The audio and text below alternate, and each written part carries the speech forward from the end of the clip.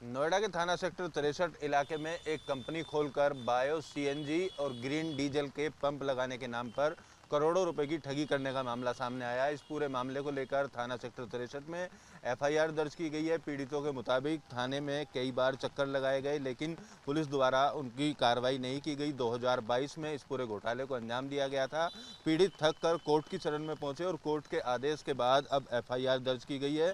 तकरीबन 250 लोगों के साथ में इस ठगी की घटना को अंजाम दिया गया है। प्रत्येक व्यक्ति से 30 लाख रुपए सीएनजी पंप की लाइसेंस देने की फीस मांगी गई थी। 50,000 रुपया रजिस्ट्रेशन मांगा गया था। कई पीड़ित ऐसे हैं जिन्होंने 4 करोड़ से 5 करोड़ रुपए तक का पैसा निवेश किया। फिलहाल कंपनी संचालक कहाँ हैं, उनके बारे में कोई जानकारी नहीं मिली है।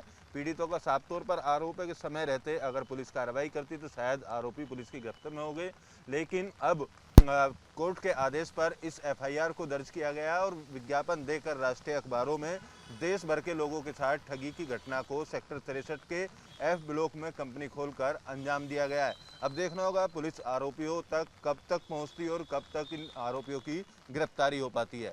नोएडा के थाना सेक्टर 63 इलाके में एक कंपनी खोलकर बायो सीएनजी और ग्रीन डीजल के पंप लगाने के नाम पर करोड़ों रुपए की ठगी करने का मामला सामने आया है। इस पूरे मामले को लेकर थाना सेक्टर 63 में एफआईआर दर्ज की गई है। पीड़ितों के मुताबिक थाने में कई बार चक्कर लगाए गए, लेकिन पुलिस द्वारा उनकी कार्रवाई नहीं की गई। 2022 में इस पूरे घोटाले को अंजाम दिया गया था। पीड़ित थक कर कोर्ट की शरण में पहुंचे और कोर्ट के आदेश के बाद अब एफआईआर दर्ज की गई है। तकरीबन 250 लोगों के साथ में इस ठगी की घटना को अंजाम दिया गया है। प्रत्येक व्यक्ति से 30 लाख रुपए सीएनजी पंप की लाइसेंस देने की फीस मांगी गई थी। 50,000 रुपया रजिस्ट्रेशन मांगा गया था। कई पीड़ित ऐसे हैं जिन्होंने 4 करोड़ से 5 करोड़ रुपए तक का पैसा निवेश किया। फिलहाल कंपनी संचालक कहाँ हैं, उनके बारे में कोई जानकारी नहीं मिली है। पीड़ितों का साफ तौर पर आरोप है कि समय रहते अगर पुलिस कार्रवाई करती तो शायद आरोपी पुलिस की गिरफ्त में हो गए, लेकिन अब कोर्ट के आदेश पर इस एफआईआर को दर्ज किया गया और विज्ञापन देकर राष्ट्रीय अखबारों में देश भर के लोगों के साथ ठगी की घटना को सेक्टर 63 के एफ ब्लॉक में कंपनी खोलकर अंजाम दिया गया है। अब देखना होगा पुलिस आरोपियों तक कब तक पहुंचती और कब तक इन आरोपियों की गिरफ्तारी हो पाती है।